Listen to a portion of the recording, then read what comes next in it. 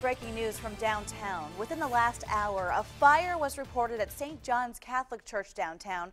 That's just across the street from the convention center. RTV6 reporter Julie Pursley just arrived on scene. She's live there. What can you tell us?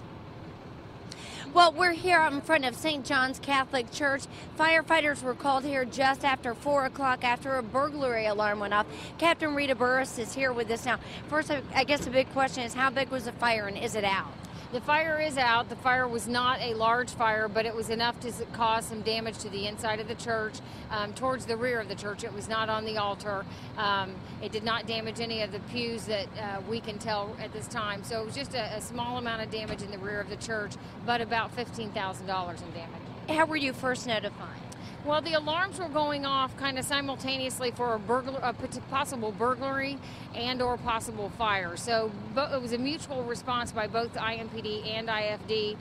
Investigation found the fire, and right now they are investigating the burglary portion of it as well. Now, the church was locked. Is there any sign that maybe somebody was inside? Well, that's the part that they're investigating. At this point, they're not finding any signs of forced entry, so there's all kinds of possibilities as to somebody may have been in the church when they locked up for the evening, or that maybe a door was left ajar slightly and somebody found their way in that way. So it's really all still under investigation at this point. Well, and this is a unique investigation, one, because it's a church, and two, because it's so historic. Absolutely. That's probably the biggest aspect of this case is that it is the oldest Catholic church in the city.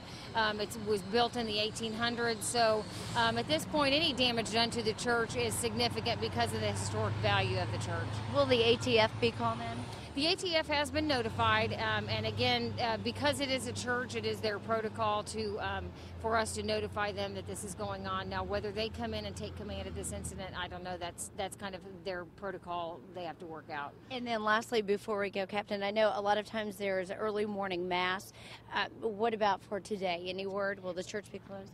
St. John's is not going to have their normal 12:10 mass today. Father Nagel did state that he would make the decision about tomorrow once he is able to talk to the Archdiocese, but for right now the 12:10 mass is not going to occur here today so that they can continue the investigation. Okay, thank you, Captain Rita Burris, and as we get more information we will pass it along.